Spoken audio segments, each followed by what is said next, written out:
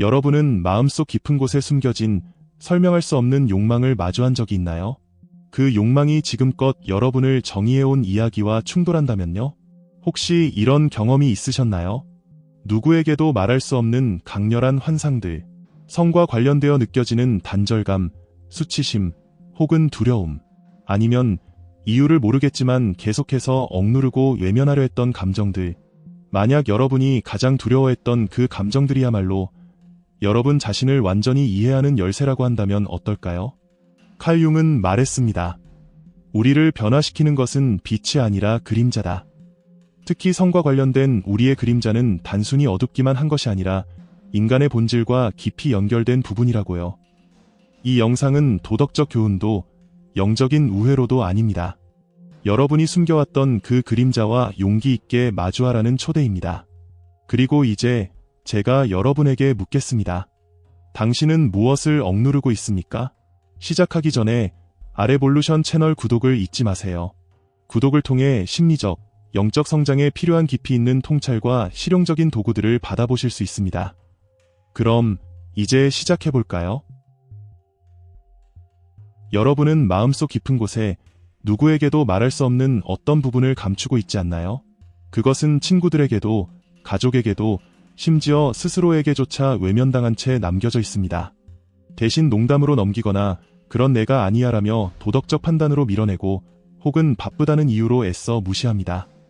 하지만 늦은 밤 세상이 조용해지고 아무도 지켜보지 않을 때 그 숨겨진 그림자가 조용히 깨어납니다. 그것은 날 것 그대로의 욕구, 거칠고 불편한 감정들, 그리고 형체를 다 갖추지 못한 이미지들로 속삭입니다. 그런데 이 감정들은 단순히 사랑이나 욕망에서 비롯된 것이 아닙니다. 더 깊고 원초적인 본능에서 뿌리를 내리고 있죠. 힘, 수치심, 복종, 취약함, 두려움 같은 것들이 그 안에 자리 잡고 있습니다. 칼 융은 말했습니다. 우리가 억압한 그림자는 단순히 싫어하는 자신을 인정하는 것을 넘어 그 속에서 살아 숨쉬는 생명력을 발견하는 것이다. 성적 그림자는 특히 강력한 에너지를 품고 있습니다. 억누르려 하면 할수록 그것은 사라지지 않고 점점 더 강렬해지며 강박, 기능장애, 만성적인 혼란으로 변질됩니다. 그리고 그렇게 억눌린 본능은 결국 우리 삶을 조용히, 그러나 확실하게 통제하기 시작합니다. 그 목소리는 결코 침묵하지 않습니다. 그 충동은 설명되지 않고 그 분열은 메워지지 않습니다. 만약 우리가 이 그림자를 끝내 직면하지 않는다면 그 대가는 우리의 일상 속에서 은밀히, 그러나 확실하게 모습을 드러낼 것입니다. 다음으로 우리가 이 억압된 그림자를 들여다보지 않을 때 벌어지는 일들, 그리고 침묵 속에서 치러야 할 대가에 대해 이야기해 보겠습니다. 여러분은 자신 안에 살아 숨쉬는 에로틱한 자아를 얼마나 알고 있나요? 그 자아는 단지 성적인 욕망만이 아니라 여러분이 묻어버린 환상, 감각, 경험을 모두 품고 있습니다. 하지만 그 에너지는 가족, 사회, 종교, 혹은 여러분 내면의 비판자가 용납할 수 없다고 판단했던 것들로 억압된 채 깊은 어둠 속에 남겨졌습니다. 그렇게 억눌려진 그림자는 사라지지 않습니다. 인정받지 못하고 방치된 에너지는 서서히 골마가기 시작합니다. 그 결과는 무엇일까요? 누군가와 친밀한 순간을 나누면서도 감정적으로 단절된 느낌을 받습니다. 사랑을 진정한 교감이 아닌 연기로 착각합니다. 진정한 연결을 두려워하면서도 의미 없는 관계를 쫓습니다. 자신의 욕망을 혐오하며 그것이 나를 망가진 사람으로 만든다고 믿습니다. 하지만 칼 융은 이렇게 말했을 것입니다. 여러분은 망가진 것이 아닙니다. 단지 분열된 것입니다. 이 분열은 단순히 인간관계에만 영향을 미치지 않습니다. 그것은 여러분의 내면 세계를 산산이 조각냅니다. 우리는 더 이상 깊이 있는 감정을 느낄 수 없습니다. 진정한 친밀감은 점점 멀어지고 수치심으로 걸러지지 않은 순수한 기쁨조차 느낄 수 없게 됩니다. 결국 우리는 삶의 표면만을 살게 됩니다. 스스로를 설득하죠. 이 정도면 괜찮아. 이게 성숙이야. 그러나 실상은 무감각과 공허함일 뿐입니다. 이것은 단순히 개인적인 문제가 아닙니다. 억압의 대가는 우리 존재 전체를 침식합니다. 열정, 생명력, 그리고 살아있다는 느낌마저 서서히 잃게 만듭니다. 그리고 이것은 처음에는 미미하게 느껴질지 모르지만 시간이 지날수록 여러분의 삶 전체를 조용히, 그러나 치명적으로 잠식합니다. 그렇다면 이 분열은 어디에서 시작되는 걸까요? 지금부터 우리는 어린 시절의 억압이 어떻게 우리의 성인기에 성적 심리에 영향을 미치는지 살펴보겠습니다. 여러분의 성적 그림자는 성인이 된 후 갑자기 나타난 것이 아닙니다. 그것은 여러분이 어린 시절 처음으로 몸 안에서 강렬한 무언가를 느꼈을 때 시작되었습니다. 그 순간 여러분은 어떤 반응과 마주했나요? 침묵, 벌, 수치심. 그리고 그때 우리는 한 가지 메시지를 내면화합니다. 내 안에 이 부분은 위험하다. 이 메시지는 단순한 생각이 아닙니다. 그것은 몸에 새겨지고 감각으로 기억됩니다. 그리고 우리는 스스로를 분리시키기 시작합니다. 겉으로는 선한 남성 혹은 순결한 여성이라는 가면을 쓰고 사회가 정해준 역할에 자신을 맞추려 했습니다. 하지만 그 가면 뒤에서 우리 내면의 한 부분은 조용히 고통받습니다. 이 초기의 분열은 단순히 어린 시절의 상처로 끝나지 않습니다. 그것은 우리가 성인이 된 후 맺는 모든 관계의 청사진이 됩니다. 우리는 무의식적으로 이렇게 믿으며 살아갑니다. 내가 이 감정을 느끼면 위험해. 내가 이것을 표현하면 거절당할 거야. 이 믿음들은 비합리적인 것이 아닙니다. 그것들은 우리를 보호하려는 방어 기제로부터 비롯된 것입니다.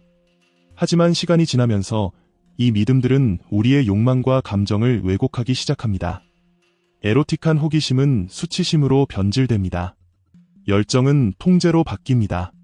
취약함은 침묵으로 묻혀버립니다. 억압은 우리가 무엇을 욕망하느냐 때문에 감옥이 되는 것이 아닙니다.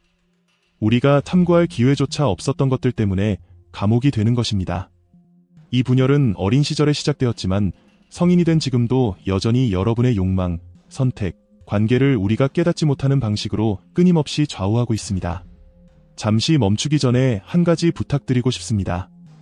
이 영상이 여러분에게 더 명확한 시각을 제공하고 있다면 이 메시지가 필요한 사람들과 공유해주세요. 그리고 이런 사려 깊은 콘텐츠를 계속 지원하고 싶으시다면 아래에 감사 버튼을 눌러주세요. 여러분의 응원은 정말 큰 힘이 됩니다. 자, 이제 다시 이야기를 이어가 보겠습니다. 여러분은 스스로 사랑할 사람, 욕망할 사람, 피할 사람을 선택한다고 믿고 있나요? 그러나 그 선택의 이면에는 여러분이 보지 못했던 문화, 트라우마, 두려움, 그리고 침묵이 만들어낸 심리적 청사진이 숨어 있습니다. 자신의 그림자를 의식하지 못하는 한 여러분은 이해할 수 없는 패턴을 반복하게 됩니다. 무감각한 관계에 갇히거나 감정을 너무 깊이 흔드는 관계를 두려워하며 스스로 거부합니다. 감정적 안정감을 지루함으로 착각하고 무감각을 성숙이라 믿으며 이유를 알 수 없는 혼란 속에 살게 됩니다. 이런 결정들은 논리에서 비롯된 것이 아닙니다. 그것들은 고통을 피하려는 무의식적인 노력에서 나옵니다. 여러분은 너무 많은 것을 느끼게 만드는 사람들을 피하고 안전하다고 느껴지는 관계에 끌립니다. 하지만 그 안전함은 만족스러워서가 아니라 단지 익숙하기 때문에 선택된 것입니다. 에고는 진실을 추구하지 않습니다. 에고는 보호를 추구합니다. 그리고 불편함을 피하려 하면 할수록 여러분은 벗어나고 싶었던 그 패턴 속으로 더 깊이 빠져듭니다. 이 통제의 착각은 우리를 위험한 이중적 삶으로 이끕니다. 겉으로는 잘 다듬어진, 세련되고 감정적으로 지적인 모습을 유지하죠. 하지만 내면은 충동적이고 강박적이며 혼란으로 가득 차 있습니다. 이것은 여러분의 성격의 결함이 아닙니다. 이것은 억압이 만들어낸 필연적인 결과입니다. 여러분의 몸은 여전히 마음이 부정한 것을 느낍니다. 여러분의 환상은 여전히 에고가 무시한 진실을 속삭입니다. 그래서 많은 사람들이 이중적인 삶을 살게 됩니다. 겉으로는 깔끔하고 정돈된 모습이지만 속은 혼돈으로 가득 차 있죠. 그들은 거짓말쟁이가 아닙니다. 그들은 길을 잃은 사람들입니다. 이 분열을 유지하는 데 드는 노력은 여러분을 지치게 만듭니다. 겉으로는 안정된 척 연기하면서 속으로는 질식하는 기분을 느낍니다. 스스로의 진실을 억누르다 보면 결국 자신조차 그 진실을 잊어버리게 됩니다. 이 억압은 단지 성에만 영향을 미치는 것이 아닙니다. 그 영향은 창의성, 영성, 심지어 삶의 의미에까지 스며듭니다. 한때 여러분 안에서 자유롭게 흐르던 생명력은 막히고 깊이를 기대하지 않게 되며 기쁨을 갈망하지 않게 됩니다. 그리고 결국 스스로 만들어낸 무감각에 적응해버립니다. 하지만 이 내면의 망명에서 벗어날 길은 있습니다. 그것은 순종도 반항도 아닌 여러분 자신과 마주하는 정직한 통합의 길입니다. 그렇다면 이 끝없는 분열에서 벗어날 길은 무엇일까요? 칼 융은 이렇게 말했을 것입니다. 욕망에 빠지지도 말고 욕망을 부정하지도 말라. 대신 그는 훨씬 더 어렵고 정직한 길을 가리켰습니다. 그것은 의식하는 것입니다. 그림자를 억누르거나 행동으로 옮기기 전에 불편함과 함께 앉아 마주하는 것입니다. 그리고 스스로에게 묻는 것이죠. 왜 나는 내 안에 이 부분을 두려워하게 되었을까? 누가 이걸 잘못된 것이라 말했을까? 만약 내가 억누르지도 행동으로 옮기지도 않고 그저 느끼기만 한다면 무슨 일이 일어날까? 우리가 의식적으로 그림자와 마주하기 시작할 때 그것은 더 이상 적이 아니라 스승이 됩니다. 한때 죄책감처럼 느껴졌던 것이 명료함으로 바뀌고 혼란스럽게만 느껴졌던 것이 소통으로 변합니다. 그림자를 있는 그대로 마주할 때 그것은 더 이상 우리를 위협하지 않습니다. 대신 변형됩니다. 그림자는 단순히 어둠이 아닙니다. 그것은 힘이 됩니다. 단, 그 힘은 누군가를 지배하거나 통제하기 위한 것이 아니라 진정성 있게 살아가는 힘입니다. 그림자는 존재감이 됩니다. 단순히 보여주기 위한 연기가 아니라 몸, 감정, 진실과 연결된 안정감입니다. 그 결과 더 이상 친밀함을 두려워하지도 스스로 망치지도 않습니다. 이제는 그것을 몸소 살아갑니다. 성적 그림자는 더 이상 어둠 속에 숨어 있지 않습니다.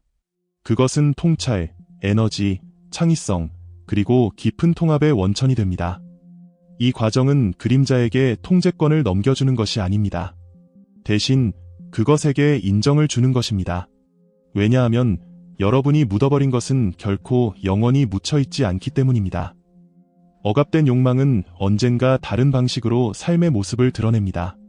통합의 작업을 시작하면 더 이상 자신의 욕망을 두려워하지 않게 됩니다. 욕망을 이해하기 시작합니다.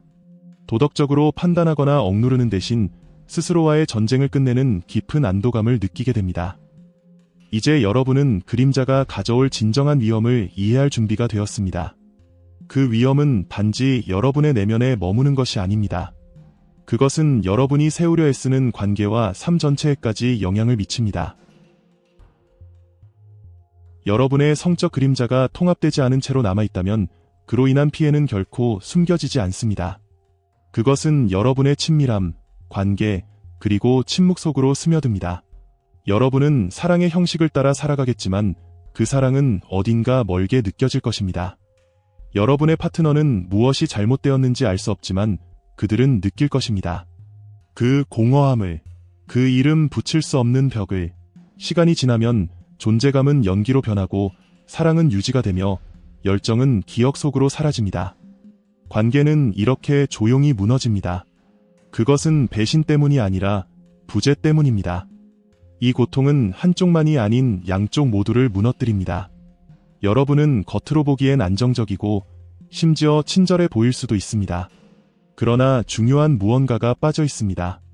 취약함, 생동감, 위험을 감수할 용기, 그리고 진정으로 드러날 수 있는 능력. 이것 없이는 어떤 관계도 건강하게 성장할 수 없습니다.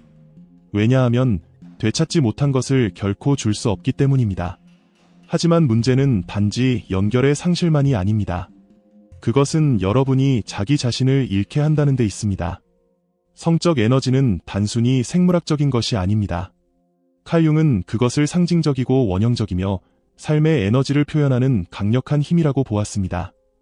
그 에너지가 막히면 여러분은 단지 쾌락을 잃는 것이 아닙니다. 여러분은 자신의 생명력에 접근할 수 있는 능력 자체를 잃게 됩니다.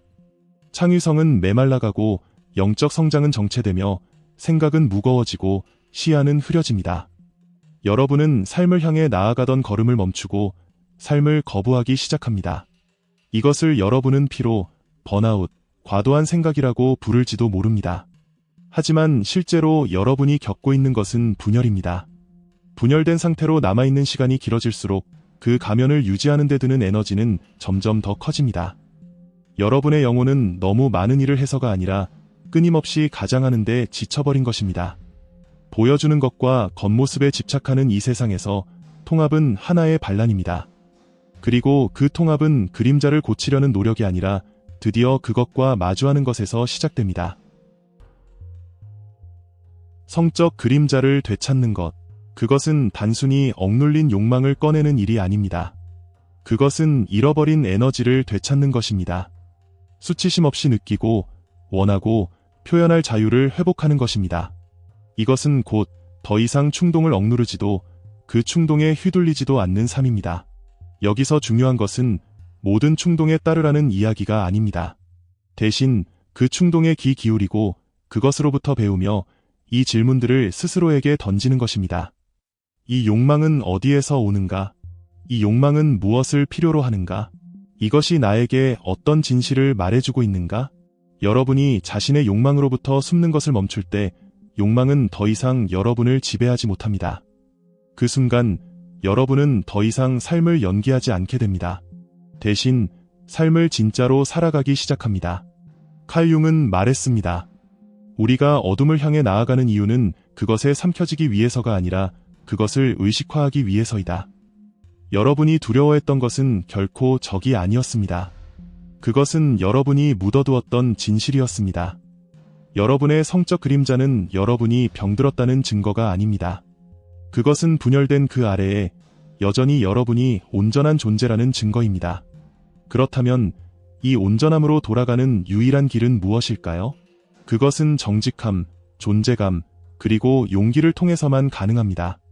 여러분이 정직하게 자신과 마주하고 존재감으로 자신의 진실을 느끼며 그것을 용기 있게 삶으로 살아낼 때 비로소 여러분은 잃어버린 에너지를 되찾게 됩니다. 이 여정은 쉽지 않을 것입니다. 하지만 그것은 여러분의 삶을 되찾는 길입니다. 그리고 그 길 끝에서 여러분은 더 이상 분열된 자신의 모습이 아니라 온전한 자신으로 다시 살아가게 될 것입니다. 여러분의 그림자에서 가장 위험한 것은 그 안에 무엇이 담겨 있는지가 아닙니다. 그것을 숨기기 위해 여러분이 치러온 대가입니다. 여러분은 아마도 수년간 그 목소리를 잠재워 왔을 겁니다.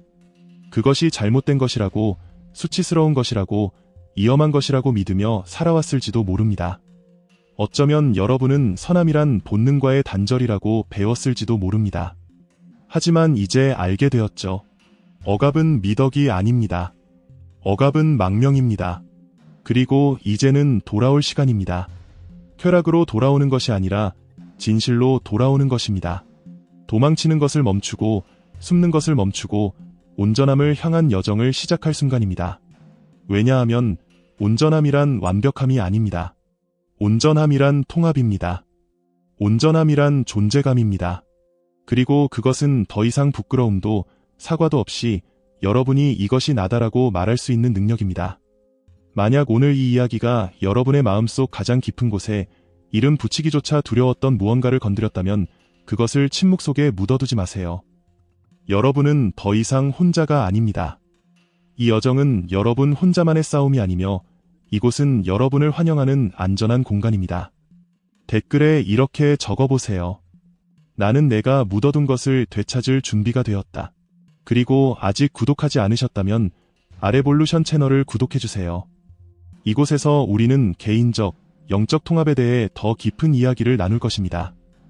이 영상은 단순한 콘텐츠가 아닙니다. 이것은 여러분을 초대하는 메시지입니다. 여러분이 진정으로 온전한 자신이 되기 위한 첫걸음입니다. 조각난 부분이 아니라 완전한 존재로 여러분은 지금 집으로 돌아오는 길 위에 있습니다. 집으로 돌아오신 것을 환영합니다.